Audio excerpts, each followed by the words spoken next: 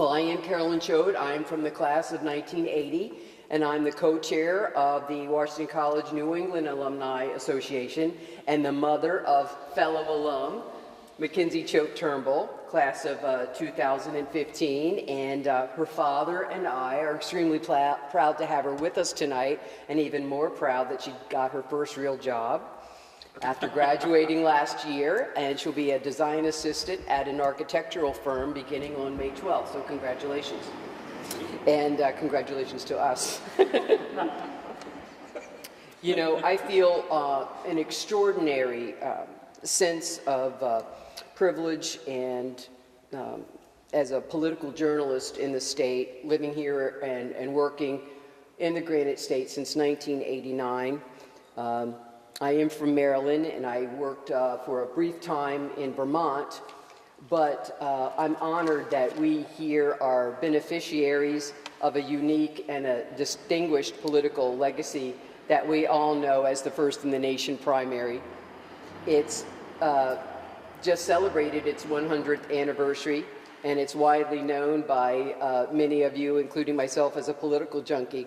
And no one has done more to keep the embers of that fire burning than the man standing next to me, the Honorable Secretary of State William Gardner, the longest serving public servant in that capacity in the United States. That said, and all of us here tonight, we have a common distinction, and that is attending Washington College, the first college formed after the American Revolution, and whose country's first president, President George Washington, served on the first Board of Governors and gave a generous endowment. And that is a very special fabric that is woven through our collective experience. And for that, I think it's very precious, and I'm a sentimental sap and the type who believes in the connectivity of it all and, gee, it's a small world sort of thing. So to see it come full circle in my life as a political program director, living in this unique of all states, is it the third largest body of representation in the Western world, and from the first president all the way up through this very special place in democracy in our nation as the First in the Nation primary. I have to say that I am most grateful to Secretary Gardner for spending his time with us this evening, but I do have to go back and tell you about what brought us here tonight. And I was in his office one day as a political reporter. How many people filed this past year? 58. And I was standing in his office waiting for, I won't say who, but waiting for a particular political candidate to show up when one of his political media consultants was there. And in the meantime, Secretary Gardner was telling him this most interesting story about George Washington. Well, the minute I heard that, I was all ears. And it was just absolutely fascinating, and it was quite an in-depth tale. And then he told another story, and I was just rapt in attention. And afterwards, I went up to him and I said, Secretary Gardner, would you be so kind as to speak to my alumni group from Washington College sometime in the future if I got a group of alumni together? And I have the quote here. And he said, call me after the primary. Call me well after the primary. Well, here he is, ladies and gentlemen. I give you the Honorable Secretary of State, William Gardner. Thank you. Thank you. Well, thank you. I welcome you here. It's a pleasure. This is a historic room. Many of the candidates come and address the legislature here. I have to tell you that the call that I got from Carolyn really intrigued me, because when she mentioned about Washington College, I was not familiar with it. And I said that I had actually seen the campus of Washington University and the campus of Washington and Lee, but I hadn't, so tell me about it. So she told me that Judge Washington made some contribution, and as she continued telling me about it, really, because I feel like I know most of the schools in the country, or at least have been to a good many of them. And here was a college that was so steeped in history, and yet, for me, maybe it's just unique that I didn't know, but I was really curious. So I had a lot more questions for her than she had for me, actually, when we had the conversation. So there's a few things that I know about Washington's link to New Hampshire. And New Hampshire, because it's a small state, and sometimes that applies to colleges, but some of the things that have happened here that were of historic significance and were first in the country, most people don't really know or not familiar with. At the beginning of the Revolution, in December of 1774, Paul Revere, before he took his famously known rides to Lexington and Concord, he actually rode on horseback from Boston to Portsmouth and told the people of Portsmouth, this was second week of December, that there were 2 ships on the way and that they were going to come and confiscate their arms and ammunition. And so the next day, over 100 men went to this fort in Newcastle called Fort William and Mary, and there were half a dozen British soldiers, and they took it over. And they spent 2 days taking over 100 barrels of powder, 16 cannon, and a lot of small arms, ammunition, up the Piscataqua River to where John Sullivan lived. It was the farthest inland that they could get by water. And all of that was used 6 months later at Bunker Hill. And over half of the men who fought at Bunker Hill were from New Hampshire. And I actually did a book before I became Secretary of State earlier in the 1970s called Towns Against Tyranny. And I went to every town library, historical society, any original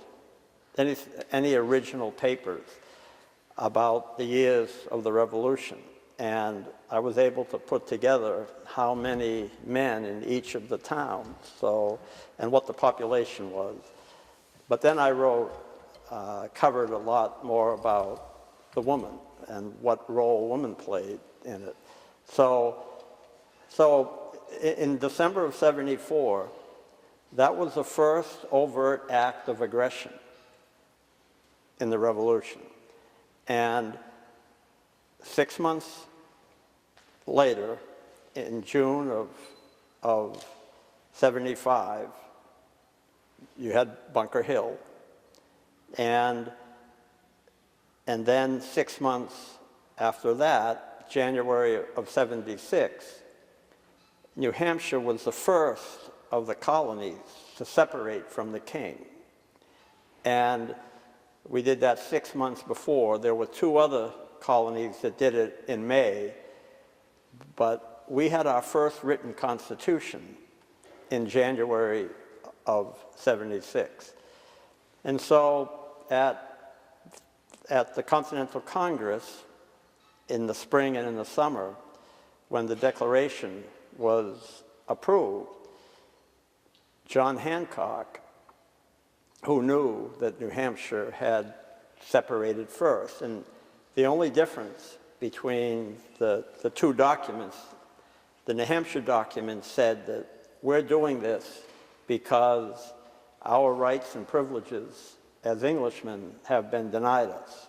And so we are separating, we are creating our own new free and independent government, but in the event that those rights and privileges are restored, someday we will consider coming back.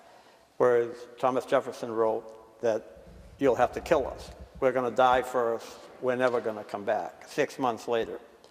So so that first document, the Declaration, John Hancock signed it first.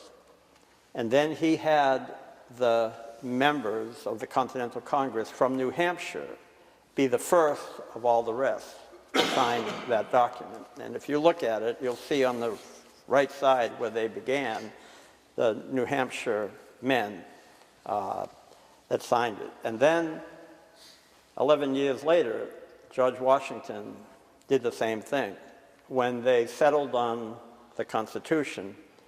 And the most difficult part of it was how to choose a president, because no one had ever done that before.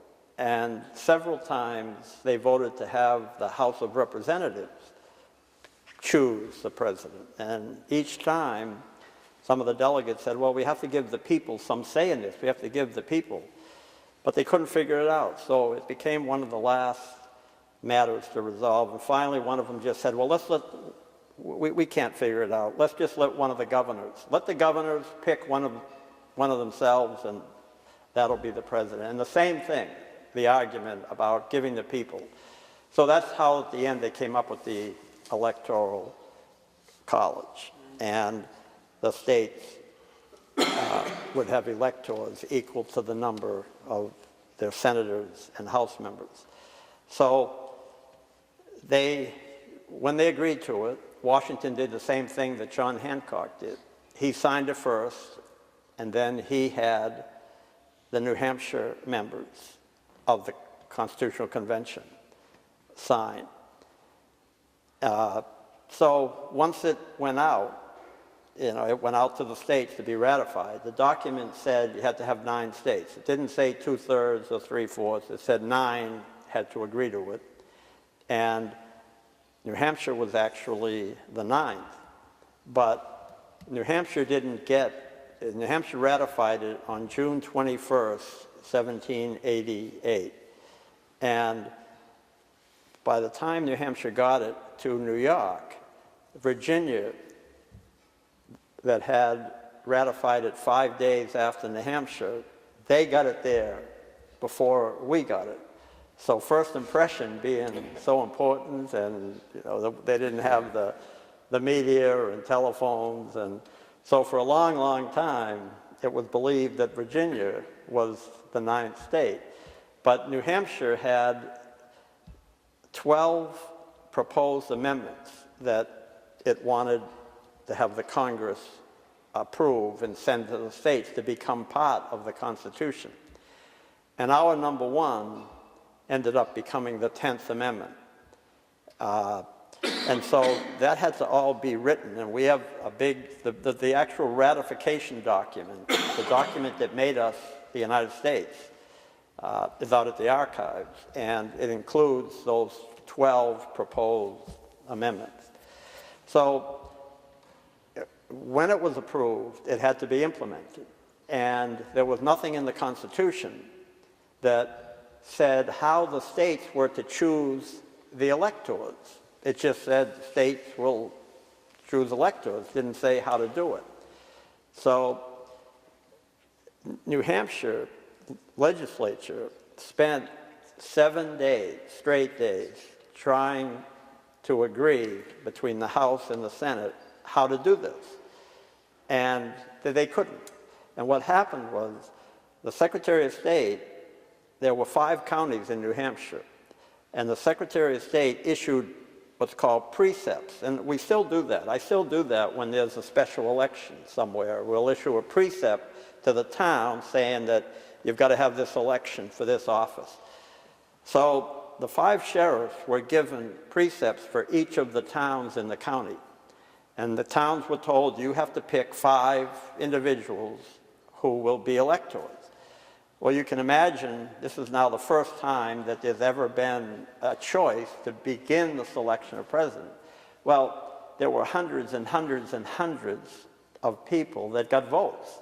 And the Constitution said you couldn't take an office unless you had a majority. Well, there was no one that had a majority of the votes, no one close.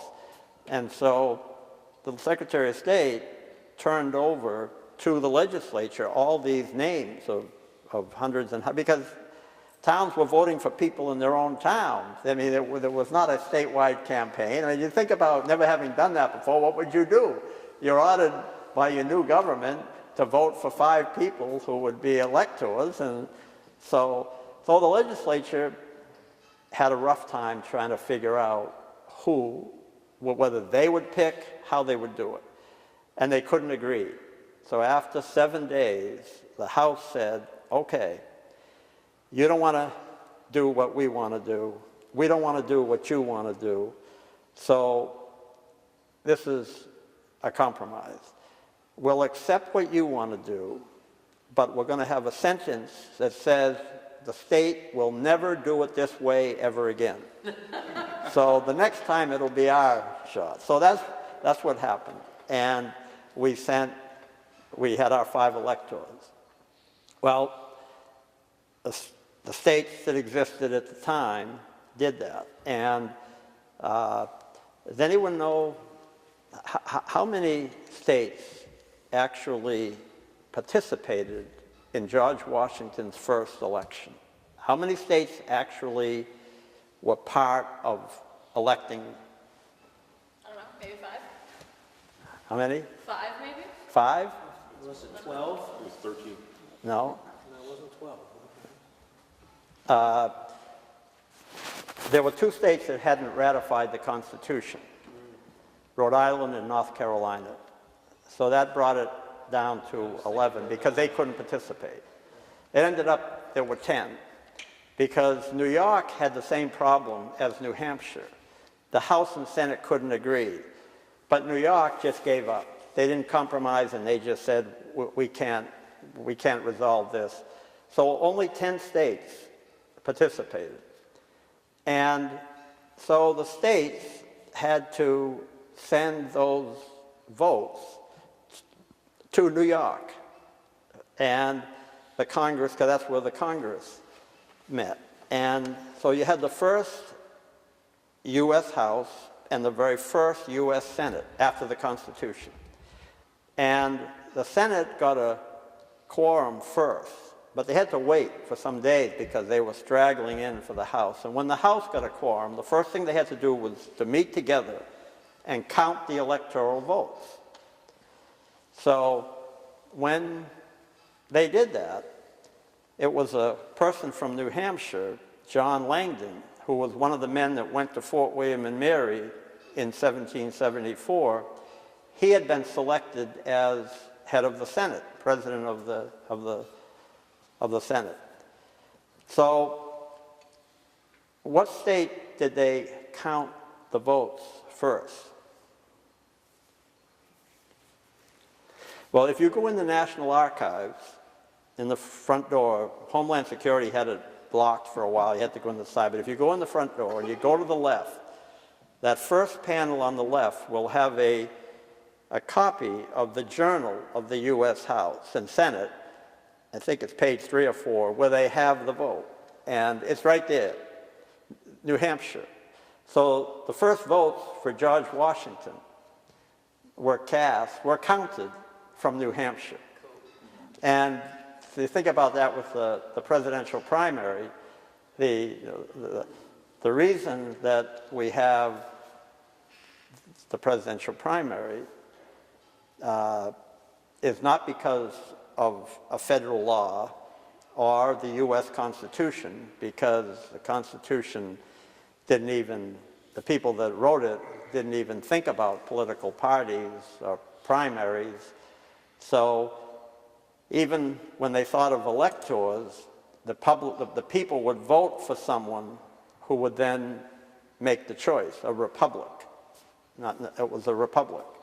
So the first connection to Washington is that the first votes to be counted in his election came from New Hampshire. Now, you probably didn't know that, Carolyn. And it's not something that, but it's there. You can see in the official journal. So the next thing, and I think this is one of the stories that Carolyn heard me talk about. We have this walnut tree that's right on the second floor here. The governor has the south side and the Secretary of State has the north side. We don't have a lieutenant governor. And in the middle is the executive council. And New Hampshire is pretty unique because our Constitution was written in a way that the people wanted the power of the government to be shared by as many people as possible. They didn't want any one person to have too much authority. So, and they wanted every town to have a person in this body. They wanted every town to be represented. So there were some pretty small towns. So, and that's why we have this really big legislature. It goes back to the beginning. And as in the legislative branch, you have the House and Senate that check on each other. Originally, the Senate represented property and the House represented the people. Well, we have that in the executive branch. We have a governor and we have a council. And by our Constitution, our executive branch functions as a governor and council. So the council can veto the governor, and the governor can veto the council. So 3 of the 5, the state has 5 equally populated districts, population-wise, and 3 of those who are elected councilors in 3 districts, if they vote together, they're like a second governor.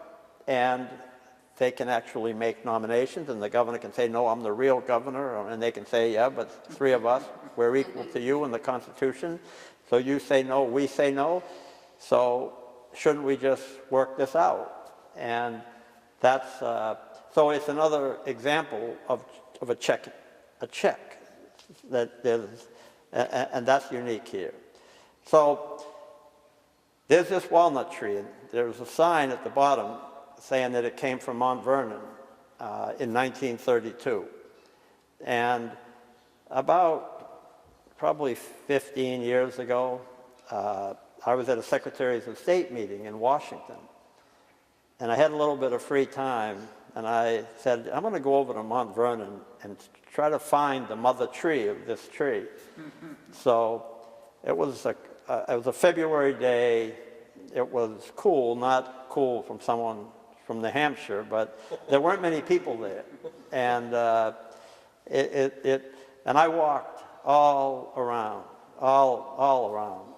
and I couldn't find a walnut tree. So I spent over 3 hours, and as I was coming back toward the house, there was this black guy dressed in colonial garb. And there were 15 or 20, like 10, 12-year-olds standing, listening to him. So I gradually walked over and I listened a little bit, and within half a minute or a minute, I heard him say New Hampshire, and then I heard him say that there was only one slave that ever escaped from Mount Vernon, and that slave went to New Hampshire to live. And so that perked my interest because I had never heard that before. And so I waited, and when he was done, the kids sort of all ran away, one like a pigeon. One flies, they all fly, and one moved, and they were all gone. And so he started walking, and I went up next to him, and I said, I'm curious about the story you told about a slave escaping to New Hampshire. I said, has that been written? Is there a source for that? And he said, I don't think so. I don't think there is. He says, it's just been passed down through the generations. And February is Black History Month, so that's why he was there and dressed in the colonial time. So when I got back, I was pretty curious to see if I could find out about that story. And sure enough, I was able to find out about it. And this is the story. After New York, the Congress then went to Philadelphia before it went to Washington. And when the Congress was adjourning, Washington was going to be going back to Mount Vernon. And he typically had 6 slaves with him. For instance, when he was sworn in the first time as president, John Langdon was standing to his left, held the Bible. There were 6 slaves that were with him at that event. And when George Washington left to come to New Hampshire in late October of 1789, there were 6 that came on that trip.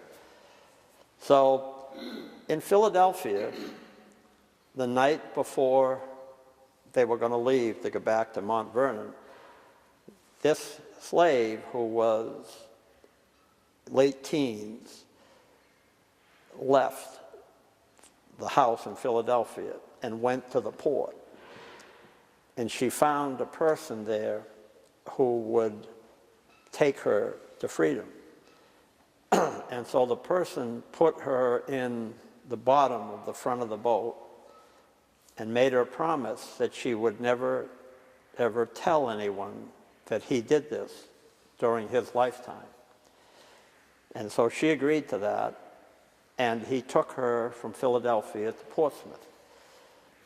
And he used to make that trip a couple times a month, bring goods from Portsmouth there and then bring goods back from Philadelphia. So she now is in Portsmouth. And one day, John Langdon, who was from Portsmouth, recognized her and said, "You were one of the people at the inauguration with George Washington." And she said, "Yes." So he wrote a letter to Washington to tell Washington that this slave of his was in Portsmouth. And Washington wrote back, and both these letters are available to see. And Washington said,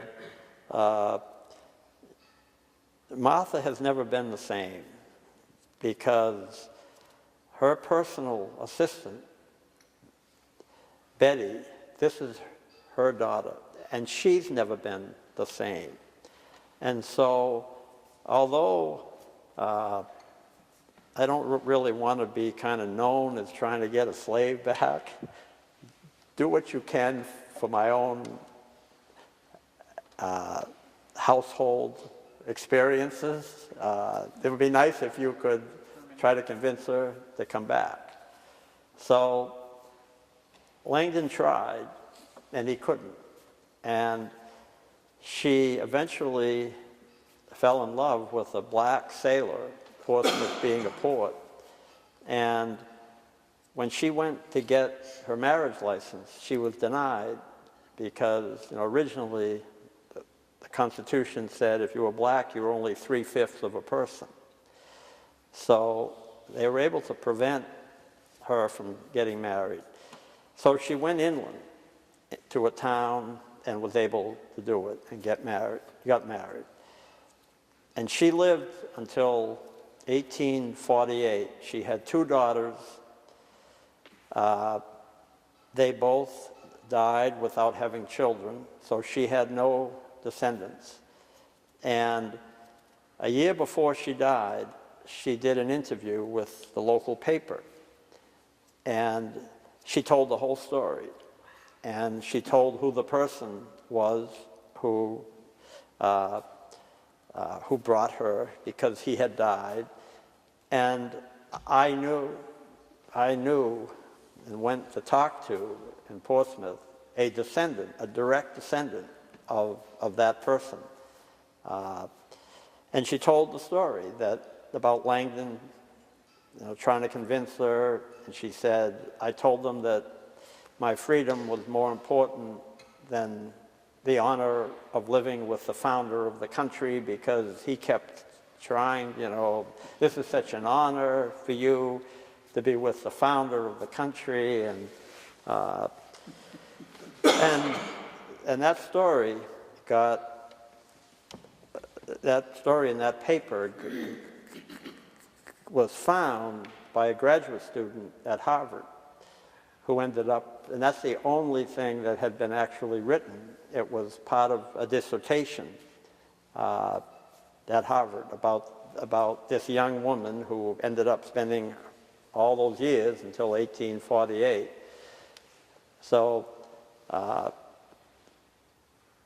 the other link is that when Washington was first sworn in 1789, when the legislature adjourned the Congress from New York, he, there were a lot of things that he thought about as the first president that would have an impact on the future, that what he did would become important because that might set a precedent for how others would behave. And so he thought it would be a good idea if he saw all of the states. And he talked to Hamilton, he talked to Madison, asking them, you know, what do you think about this? Because I think I should. I've never been up into those New England states. And they all said, yes, that would be a good thing. So in the end of October, he started that trip, and he went to Portsmouth. And in New Hampshire's first Constitution, the chief executive was called president. So we had presidents in our Constitution. The chief executive was the president of New Hampshire. And when he came, he was introduced as President Washington, and the New Hampshire president was introduced, so you had two presidents. And as a result of that trip, people in New Hampshire said, you know, in deference to him, maybe, you know, they didn't want to use the word governor because governor meant royal governor, and they just didn't want that word. They didn't like the word, and the Revolution now had gone by a number of years, and so they were willing to change it. So one of the first of the amendments to our Constitution was to change the word president to governor. So that wouldn't happen again, that a president would come and meet another president in New Hampshire. Though Washington spent a few days in Portsmouth, and his notes that he wrote were not elaborate at all. I mean, he didn't make any comments about different people that he knew or what he thought of them. It was just pretty perfunctory. So there's not a whole lot about that, but we have the newspaper stories that wrote about what it was like for him, and and then you know, that he was very close to John Sullivan. Those of you from New Hampshire know the Sullivan Bridge, and John Sullivan he was from Durham. He was one of our early presidents, and he was a general, and there's a lot of counties named after him in the country, because in the Revolution he was away from here. John Stark was here, and John Stark was at Bunker Hill, and Sullivan was actually with Washington in Cambridge after Bunker Hill, because that story of at the Continental Congress, John Hancock kind of wanted to be the military leader, but the Congress decided it would be George Washington. And Washington said to both John and Sam Adams who wanted the Congress to actually vote to send troops to Boston because of what was happening. And Washington told them, he voted with them to do it, but they lost. And he told them that you're going to have to shed blood first, but once you do, I'll be there. I will come with whomever wants to come with me, even if there isn't a vote.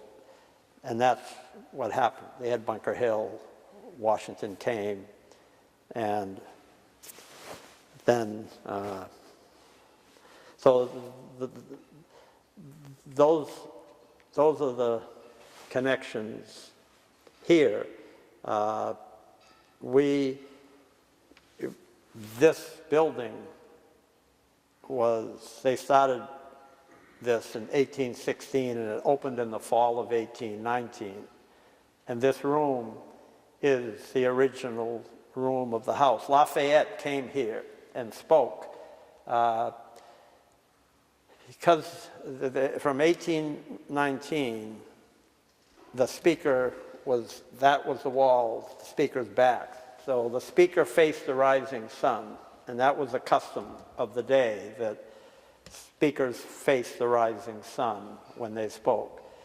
In 1864, Manchester offered to pay $100,000 to the state to have the capital moved to Manchester. And Concord, to prevent that, said, we'll give you a third floor. There were only 2 floors of the building, and this was flat. But we'll give you a third floor, and so you could make the house theater style, and you could have a lot more seats that way, and we'll give you a road on the south side of the building, right, from Main Street to State Street. So the legislature agreed to that, and in 1864, the speaker changed from facing the east to facing south. And this has been where the speaker has been since then. And this room is the same as back then. It's the oldest where the legislature still meets. A lot of the presidents have been here, but to this building, but not Washington. So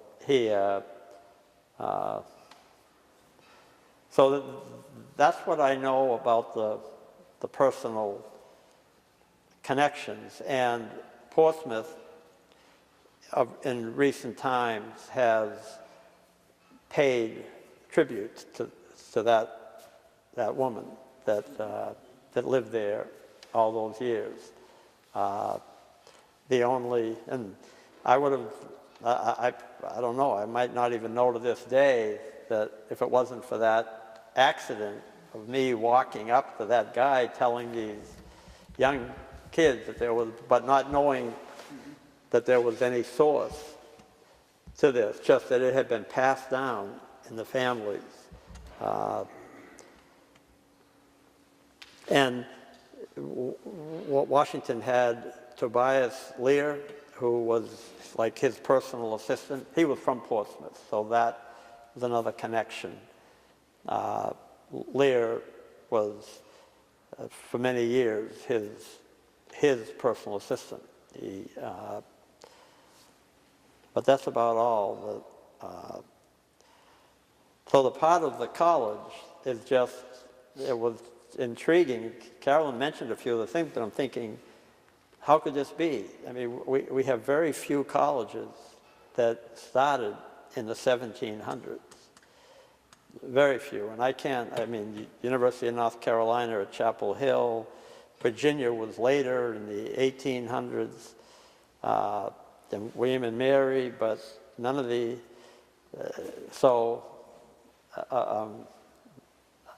it's an interesting piece of history, why, and I'm sure there's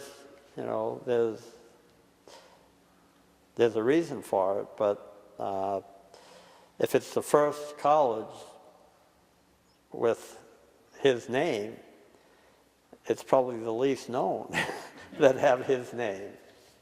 And the other thing, Lafayette, who was a good friend, Washington, had a lot of respect and regard and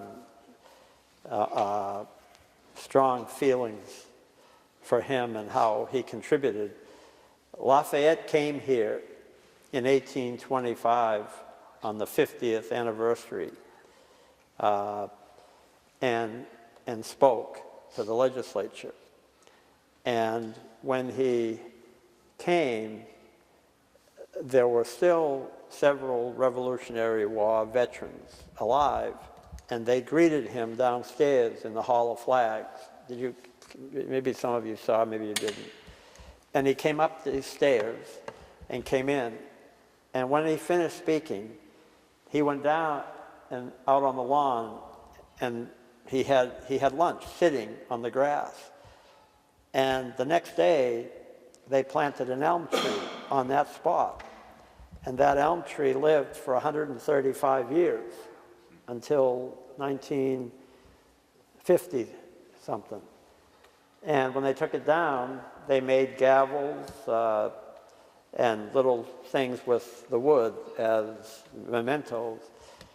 And then 30 years went by, and the sixth great-great-great-great-great-great-grandson of Lafayette wrote that he was going to come to see this building.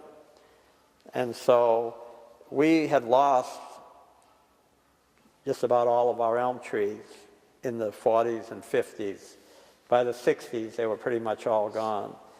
But a New Hampshire person started the Elm Research Institute, and we got one of the trees, a sapling, and about 5 years ago, we planted it on the exact same spot of the other tree when the great-great-grandson came.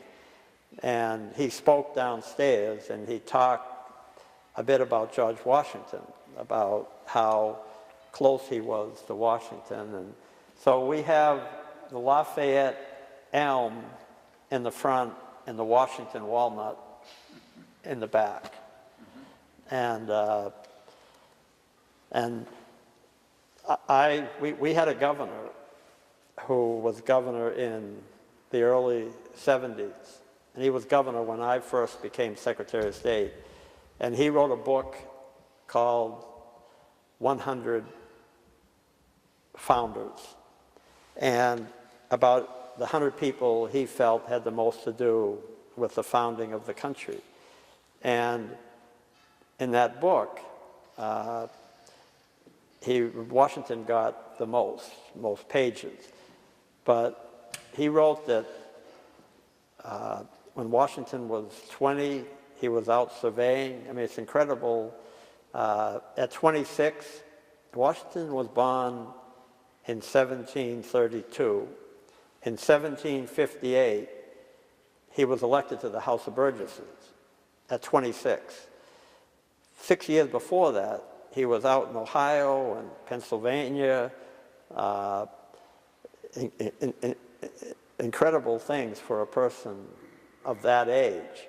And he served in the House of Burgesses until 1770, when I guess the royal governor stopped it. And then he went 19 years, mostly military, and then, so I'm going to end just with that. This former governor of ours had this quote from Henry Lee when Washington died in December of 1799, and that quote of first in war, first in peace, first in the hearts of everyone. And so Does anyone have any and questions? that's our picture of him in New Hampshire, and that's Franklin Pierce, and that's John Parker Hale, and that's Daniel Webster in the end. So the three in the middle are the presidents. And when George Washington was 26, when he was elected to the House of Burgesses. Franklin Pierce was 26 when he was elected Speaker of this House, the youngest to this day to ever be Speaker of the House. And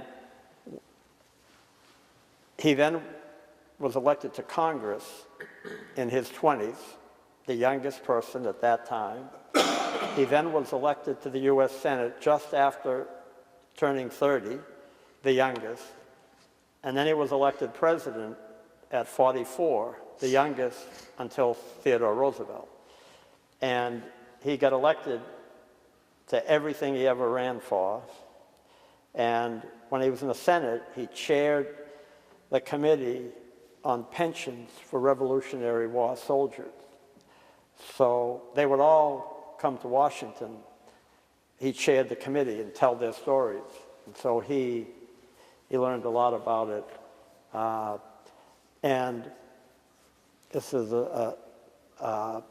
when he was in the U.S. Senate, they had 3 boys, and 2 of them had died. And when the second died, his wife said, "You need to come home. You need to give it up and come home. We only have 1 left, and you have to do this." So he did. So he came back, resigned from the Senate, and 15 years later, roughly, he finds out that the Democrats on the 49th ballot in Baltimore in 1832 decided he was going to be the nominee for the Democrats, for president, 1852. And so he wasn't even there. I mean, he had no idea this was going to happen. So he told his wife, and she said, "You can't do this. You just can't do this. You made this promise to me, and you have to decline it." And he said, "Well, it's not that easy. They've all left. I mean, they can't come back." And she said, "Look, you promised me that you would never do this again." So Nathaniel Hawthorne, who was his best friend back from college days, decided to write his political biography. And it's about 70 pages. Hawthorne did it in about a month. That became his political biography. And he doesn't really have the stomach for it, but he did it. And he gets elected. And when he gets elected, he has a vice president from Mississippi who was, in those days, the convention picked the vice president just like they picked the president. It's not like today where you just pick someone. So that person basically picked the cabinet. And Jefferson Davis was Secretary of War for Pierce. So at Christmas time, they weren't sworn in then, like Washington, until late March. And they went by train to Boston. And because his wife was an Appleton, and they were related to the Lowells and Lawrence, the families. And on the way back, the train derailed, and the son was killed in front of them. One of the doors swung open and then shut, and his head was just about off. And she said, you broke your promise. This is what's happened. Now we have no children left. She didn't want anything to do with him going to Washington. Her sister felt so bad that she actually spent some time with him. But so here was a guy who, and the difference between Pierce and Lincoln was that Pierce said, "I would never have slaves, and I don't support it, but they were here when the Constitution was written. And those people that have it have the right to bring it if they move to the West."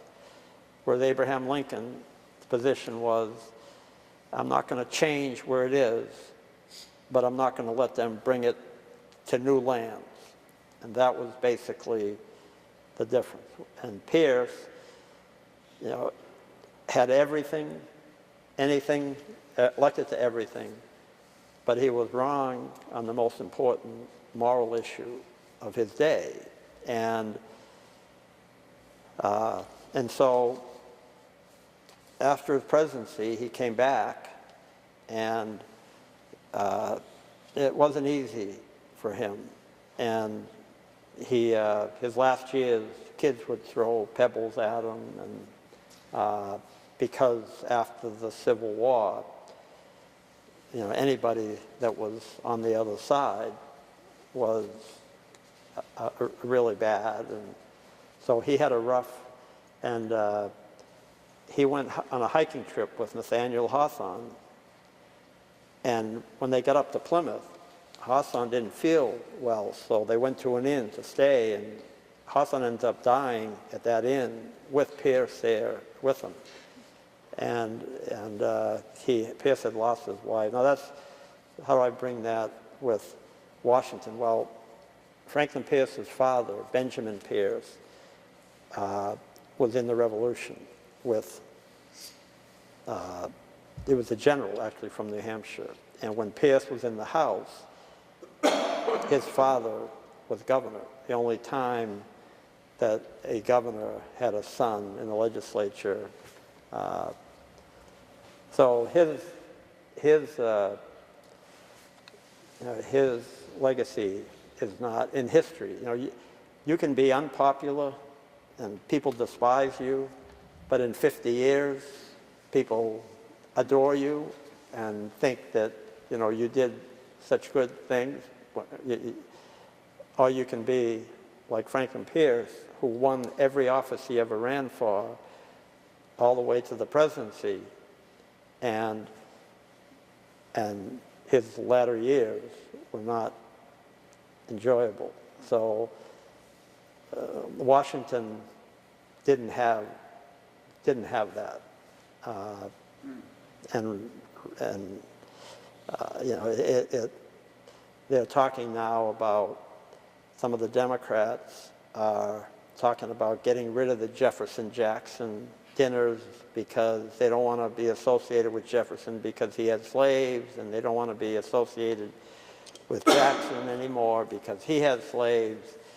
And, you know, it hasn't gotten to that point for George Washington yet, but 50 years from now, are people going to have a different opinion? Are they going to just say, well, you know, those were the times, you can't hold someone. And but I wonder now, because I was really surprised, several states have just said we're not going to call it the Jefferson-Jackson dinner because they were slaveholders. That's terrible. We don't want people like that.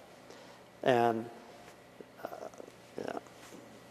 So, you know, we don't know, but I'll leave you with that kind of what's to come. Thank you. Thank you so much. You get on the other side, Mackenzie.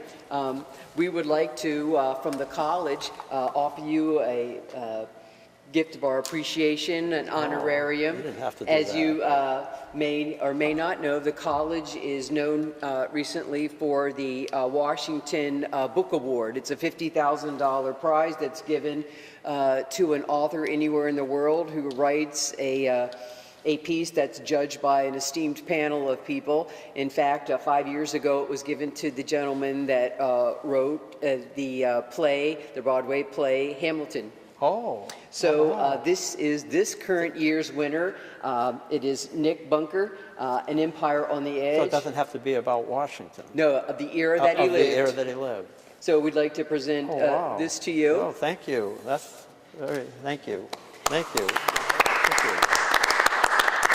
Thank you. And Mackenzie would like to give you a commemorative coin that the college has made for guest speakers in our lecture series. And I know you're not here at the college, but we wanted to bring one up from the college to you. Well, thank you.